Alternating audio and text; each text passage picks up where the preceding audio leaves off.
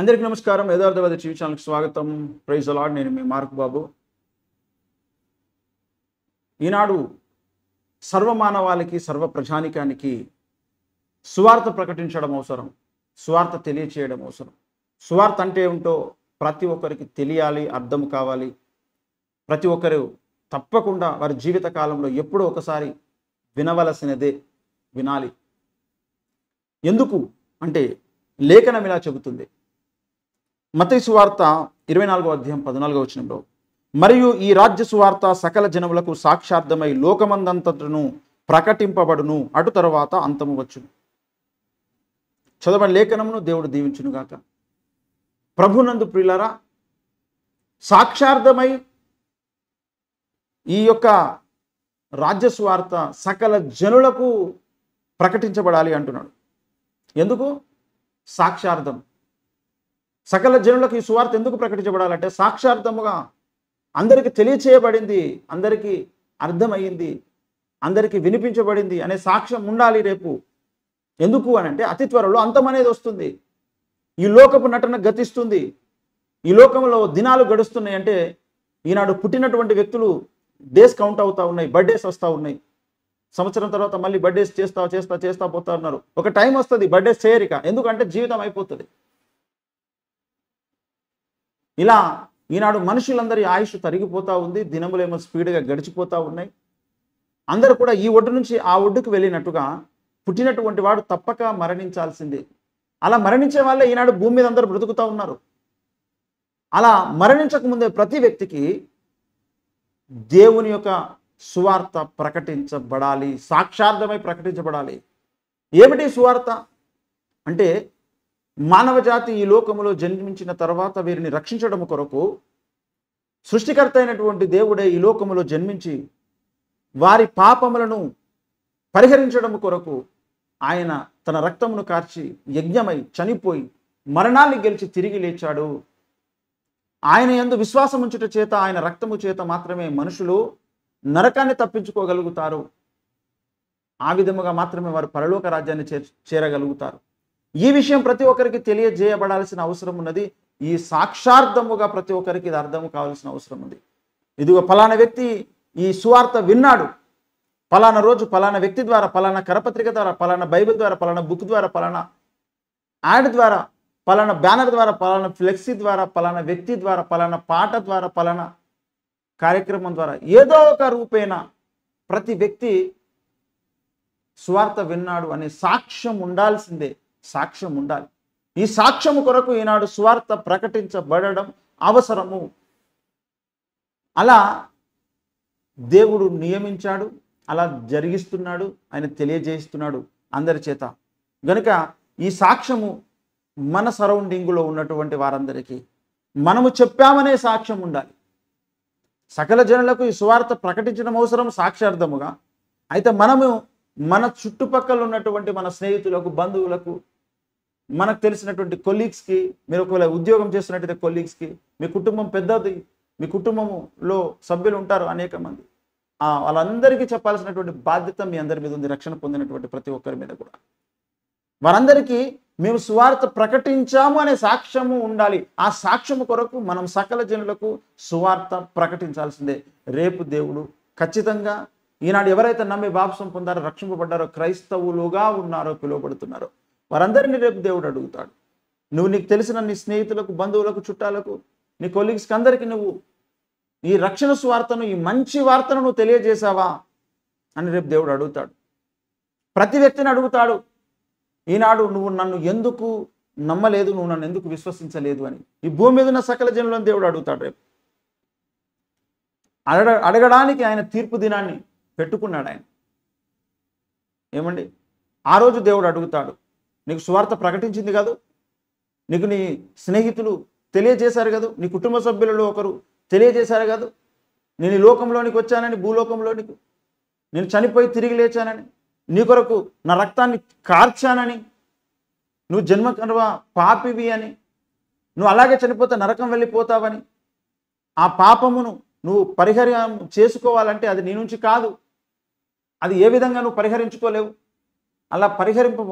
అలా పరిహారము చేయడం కొరకే నేను సిలువలో బలి అయి నా రక్తాన్ని కార్చి మీకు ఉచితంగా ఇచ్చాను అనేటువంటి విషయం మీకు తెలియజేశారు కదా అనే సాక్ష్యము రేపు యేసుక్రీస్తు ప్రభు ప్రతి వ్యక్తిని అడగడం కొరకు ఇది సాక్షార్థంగా ప్రతి ఒక్కరికి తెలియచేయబడాల్సిన అవసరం ఉంది.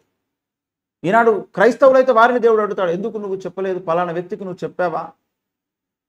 నీకు తెలిసినటువంటి వారందరికీ నువ్వు చెప్పావా? నన్ను గురించి సువార్త ప్రకటించావా అని రేపు దేవుడు అడుగుతాడు. సాక్షార్థమై సకల జనులకు సువార్త ప్రకటించబడాలి. సువార్త ప్రకటించబడాలి. ఎందుకంటే అతి త్వరలో అంతం వస్తుంది. మనుషులు వ్యక్తిగత అంతమైన రావచ్చు, లేదా ఈ భూలోకానికే అంతం అతి త్వరలో రాబోతుంది. ఆరంభం ఉన్నటువంటి దానికి ముగింపు తప్పకుండా ఉంటుంది. పుట్టినటువంటి వాడు తప్పక చనిపోతాడు. మొలకెత్తినటువంటి వృక్షం ఒకరోజు తప్పకుండా అది మళ్ళీ ముగుస్తుంది. దాని యొక్క జీవితము మళ్ళీ అది కొట్టివేయబడుతుంది, లేదా అది కృషించిపోతుంది. ఆరంభం ఉన్నటువంటి ప్రతి దానికి అంతము కూడా ఉంటుంది. అలా ఆ అంతము రాకముందే మరి సాక్ష్యము అనేది కలిగి ఉండాల్సిన అవసరం ఉంది. ఎందుకు అనంటే సృష్టికర్త అయినటువంటి దేవుడు అది అడగడానికి సిద్ధంగా ఉన్నాడు. ఆయన అడుగుతాడు, ఆధారాలు చూస్తాడు. ఆయన ఏ వ్యక్తికి సువార్త ప్రకటించబడింది, ఏ వ్యక్తికి సువార్త ప్రకటించబడలేదు. అలా ఆయన రేపు తీర్పు దినం రోజు అడుగుతాడు గనుక సకల జనులకు సాక్షార్థముగా ఈ సువార్త ప్రకటించబడాల్సిన అవసరం ఉన్నది. దీని కొరకు యథార్థవాది టీవీ ఛానల్ యొక్క వ్యూవర్స్, ఫ్యామిలీ మెంబర్స్ అందరూ పూనుకోవాల్సిన అవసరం ఉంది. నీకు తెలిసినటువంటి ఫ్రెండ్స్ అండ్ ఫ్యామిలీ మెంబర్స్, నీకు తెలిసినటువంటి వారందరికీ కూడా నువ్వు చెబుతున్నావా సువార్త? చెప్పకపోతే చెప్పు. ఒకవేళ నువ్వు చెబుతూ ఉంటే నువ్వు చాలా గొప్ప పని, మంచి పని చేస్తున్నావు. దేవుని యొక్క మాటను నెరవేరుస్తున్నావు. నువ్వు ధన్యునివి. నీ బహుమానం గొప్పది. ఈనాడు ఒక మంచి డాక్టర్ ఉంటేనే రోగాల పాలైనటువంటి వారందరికీ చెప్తాం, ఫలానా దగ్గర మంచి డాక్టర్ ఉన్నాడు, వెళ్ళి చూపెట్టుకోండి అని. మొన్న కరోనా వచ్చినప్పుడు అయితే ఎవరికి తెలిసినటువంటి సలహాలు, సూచనలు వారు ఇచ్చారు. నేను ఈ విధంగా దీని నుంచి రిలీఫ్ అయ్యాను, ఈ విధంగా నేను మరి స్వస్థత పొందాను, మీరు కూడా ఇలాంటి పద్ధతి పాటించండి, లేదా పలానా డాక్టర్ దగ్గరికి వెళ్ళండి, పలానా హాస్పిటల్కి వెళ్ళండి అని చెప్పేసి. మరి ఒక డాక్టర్ గారిని గూర్చి, హాస్పిటల్ని గూర్చి, ఒక వైద్యమును గూర్చి చెప్పడానికంటే ఉత్తమమైన, ఉన్నతమైన విషయం అగ్నిగుండము నుంచి తప్పించుకోవడం, అగ్నిగుండము నుంచి తప్పించబడడం అనేటువంటి అంశం. ఇది అన్నిటికంటే, అన్ని మేలుల కంటే గొప్ప మేలు చేయడము, ఈ కార్యాన్ని గూర్చి తెలియచేయడము అని అంటే. ఇలా చెప్పాము అనేటువంటి ఒక సాక్ష్యాన్ని మనము కలిగి ఉండాల్సిన అవసరం ఉన్నది. ఆ సాక్ష్యం నేను కూడా కలిగి ఉండడం కొరకే ఇప్పుడు నేను మనకు ఉన్నటువంటి యొక్క ఛానల్ ద్వారా నేను తెలియజేస్తూ ఉన్నాను. ఇది చూస్తున్నటువంటి, వీక్షిస్తున్నటువంటి ప్రతి ఒక్కరు, నువ్వు రక్షణ పొందుంటే చాలా సంతోషం. నీ మీద దేవుడు ఒక బాధ్యత పెట్టాడు. నిన్ను నమ్మి నీకు తెలిసిన వారందరికీ కూడా రక్షణ సువార్తను, అగ్నిగుండాన్ని తప్పించుకునేటువంటి మార్గాన్ని, పరలోకం వెళ్ళేటువంటి మార్గాన్ని, నిజదేవుడైన యేసుక్రీస్తును గూర్చినటువంటి మంచి వార్తను నువ్వు అందరికీ తెలియచేయాల్సిన అవసరం ఉంది. ఒకవేళ నువ్వు ఇప్పటివరకు యేసు అంటే ఎవరో తెలియదు, నీకు యేసును గూర్చి నువ్వు వినకపోతే, సువార్త అంటే నీకు అర్థము కాకపోతే, తప్పకుండా దేవుడు నీకు తెలియచేయబోతున్నాడు. నీ గురించే దేవుడు మాట్లాడుతున్నాడు. నీవు ఈ లోకములో జన్మపాపిగా పుట్టావు, కర్మపాపిగా బ్రతుకుతా ఉన్నావు. ఈ జన్మ కర్మ పాపములతో నువ్వు అదే విధంగా మరణిస్తే రేపు అగ్నిగుండము అనే ఒక నరక యాతన ఉన్నది, శిక్షించే స్థలం ఉన్నది. ఇది జోకు కాదు, భయపెట్టడము కాదు, మరొకటి కాదు. ఇది వాస్తవం. దాని నుంచి రక్షింపబడేటువంటి ఏకైక మార్గం, ఏకైక వాస్తవం యేసునందు విశ్వాసం ఉంచి, నీ జన్మకర్మ పాపముల కొరకు చనిపోయినటువంటి యేసునందు నువ్వు నమ్మిక ఉంచి, నీ పాపమును ఆయనకిచ్చేసేయి. ఆయన ఇచ్చేటువంటి రక్షణను నువ్వు తీసుకో. ఆయన నీ లోపముల కొరకు, నీ శాపము కొరకు, నీ పాపము కొరకు సిలువలో బలయ్యాడు. 2000 సంవత్సరాల క్రితం కన్యమరియ గర్భం ద్వారా ఈ లోకములో జన్మించి ఆయన చేయని నేరానికి శిక్షను అనుభవించి చనిపోయి తిరిగి లేచాడు. ముందే చెప్పాడు, నేను అందరి కొరకు నేను సిలువనెక్కబోతున్నాను, యజ్ఞము కాబోతా ఉన్నాను, చనిపోయి 3వ దినాన లేస్తాను అని. మరణాన్ని గెలిచి లేచిన వాడు ఎవడు లేడు ఈ లోకంలో. ఒక్క యేసుక్రీస్తు ప్రభువు మాత్రమే మరణించి తిరిగి లేచాడు. ఆయననే చనిపోయిన నిన్ను లేపగలుగుతాడు. ఇది యేసుకున్నటువంటి శక్తి. గనక ఈ మంచి విషయాన్ని, ఈ సత్య సువార్తను నువ్వు స్వీకరిస్తే, నమ్ముతే నీ జీవితంలో గొప్ప కార్యం జరుగుతుంది. నీకు చెప్పాను అనేటువంటి సాక్ష్యం ఇప్పుడు ఈ వీడియోనే దీనికి నిదర్శనం. ఈ సమయమే దీనికి నిదర్శనం. ఇదంతా కూడా విశ్వంలో రికార్డ్ అవుతుంది. నేను మాట్లాడుతున్నప్పుడు ఒక వీడియో రికార్డ్ అవుతుంది. నువ్వు చూస్తున్నప్పుడు, మనం కదులుతున్నప్పుడు, మాట్లాడుతున్నప్పుడు ఈ విశ్వం అంతా దేవుని దగ్గర రికార్డ్ అవుతుంది. ఎవరెవరు ఏం చర్యలు చేస్తున్నారు, ఏం మాట్లాడుతున్నారు, ఎక్కడ నడుస్తున్నారు, ఏ పని చేస్తున్నారు, ఏం ఆలోచిస్తున్నారు అనేటువంటి ప్రతి విషయం దేవుని దగ్గర రికార్డ్ అవుతుంది. దేవుని దగ్గర ఇదొక ఎవిడెన్స్గా, ఒక విట్నెస్గా ఉండబోతా ఉంది. గనుక దేవుని దగ్గర ఉండబోయేటువంటి ఆ సాక్ష్యములో ఈనాడు మనం సువార్త ప్రకటించిన సాక్ష్యం ఉండాలి. అప్పుడే మనము ఒక గొప్ప పని చేసినటువంటి వాళ్ళం అవుతాము. కనుక దీని కొరకు ప్రతి ఒక్కరు పూనుకోవాల్సినటువంటి అవసరం ఉంది. నేను అనేక మందిని ప్రోత్సహించాలి, ప్రేరేపించాలనుకుంటున్నాను ఈ సువార్త పరిచర్యలో.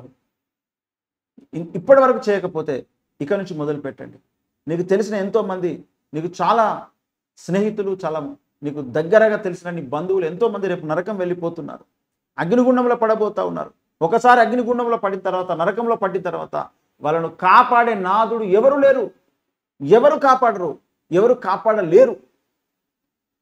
వాళ్ళను కాపాడేది వాళ్ళు ఈ లోకంలో బ్రతుకున్నప్పుడే అది ఒక యేసుక్రీస్తు ప్రభు మాత్రమే. అది నువ్వు చెప్పే స్వార్థ ద్వారా జరిగేటువంటి కార్యక్రమం, నువ్వు చెప్పే స్వార్థ ద్వారా జరిగే ఒక గొప్ప కార్యం. అది క్రీస్తునందు విశ్వాసం ఉంచితే చాలు, వారు అగ్నిగుండాన్ని తప్పించుకోగలుగుతారు, నరకాన్ని తప్పించుకోగలుగుతారు. ఈ సాక్ష్యం ప్రతి ఒక్కరి జీవితంలో మనం ఉంచాల్సిన అవసరం ఉంది. అది మన తృప్తి కొరకైనా, మన సాక్ష్యం కొరకైనా చెప్పాల్సిన అవసరం ఉంది. ఒకవేళ వాళ్ళు నిజంగానే నమ్మకపోతే, వాళ్ళు పట్టించుకోకపోతే అది వాళ్ళ ఇష్టం. కానీ చెప్పాము అనేటువంటి సాక్ష్యము మాత్రం ఉంటుంది కదా. ఆ సాక్ష్యము కొరకు మనం ప్రతి ఒక్కరికి కూడా, సకల జనులకు కూడా సాక్షార్థముగా ఈ యొక్క సువార్తను ప్రకటించాలి. ఇది దేవుడే ఇచ్చినటువంటి ఆజ్ఞ, ఆర్డర్. ఈ యొక్క ఆజ్ఞను ప్రతి ఒక్కరు కూడా పాటించాల్సిన అవసరం ఉన్నది. కనుక ప్రియ స్నేహితులారా, మిత్రులారా, మీరు స్త్రీలైన, పురుషులైన, యవ్వనస్తులైన, పెద్దవాళ్ళైనా, చిన్నవాళ్ళైనా, ఎవరైనా సరే, మీరు రక్షణ పొందకపోతే రక్షణ పొందండి. నమ్మి బాప్తీసం పొందినవాడు రక్షింపబడును, నమ్మని వానికి శిక్ష విధించబడును. ఆ శిక్ష నరకాగ్ని. అగ్నిగుండం నుంచి కాపాడబడడం ఒకటే ఒక్క మార్గం ద్వారా సాధ్యం. అది క్రీస్తు అనే మార్గం ద్వారా సాధ్యం. క్రీస్తుని మీ హృదయములో, మీ జీవితంలో చేర్చుకోండి. ఓ యేసు, నా జీవితంలోనికి రా, నేను జన్మకర్మ పాపిని, నా పాపములను తొలగించు, నన్ను రక్షించు, అగ్నిగుండమును తప్పించు, నా పాపములన్నీ నీ మీద, నీ శిలువలో వేసుకో, నీ పరిశుద్ధ రక్తము చేత నా పాపములన్నీ కడిగివేయి, శుద్ధి చేయి, నన్ను కనికరించు అని ఒక మాట నువ్వు నిజముగా ప్రార్థించగలిగితే నీ జీవితంలో గొప్ప కార్యం జరుగుతుంది. ఒకవేళ నువ్వు ఆల్రెడీ రక్షణ పొందిన వాడవైతే ఈ ప్రార్థన నీ చుట్టుపక్కల ఉన్న వారు, నీకు తెలిసినటువంటి వారందరూ కూడా చేసేలాగున వారికి నీ స్వార్థను ప్రకటించు, వారి మీద ఉన్న ప్రేమతో. ఒకవేళ వాళ్ళు యథార్థంగా ఆలోచించి నమ్మి ప్రార్థిస్తే, క్రీస్తునందు విశ్వాసం ఉంచి వారు రక్షణ పొందుతారు. రేపు అగ్నిగుండంలో ఉండరు, వారు రేపు పరలోక రాజ్యంలో ఉంటారు. ఒకవేళ చెప్పితే వినకపోతే దానికి మనం ఏం చేయలేం. మనం చెప్పినట్టుగా సాక్ష్యం అయితే ఉండిపోయింది. కనుక రేపు ఈ లోకమంతా అంతం కాబోతుంది. మనుషులందరూ ఈ లోకమును విడిచిపెట్టి వెళ్ళిపోబోతున్నారు. అప్పుడు ఇదంతా కూడా దేవుని దగ్గర రికార్డ్ అయి కనబడుతుంది. ఇదొక సాక్ష్యముగా, ఇదొక ఎవిడెన్స్గా, ఇదొక విట్నెస్గా ఉండబోతా ఉంది. గనుక అలాంటి ఒక విట్నెస్ని మనం మిగిలించడం కొరకు ఈనాడు ప్రతి ఒక్కరికి మనం సువార్త ప్రకటించుదాం.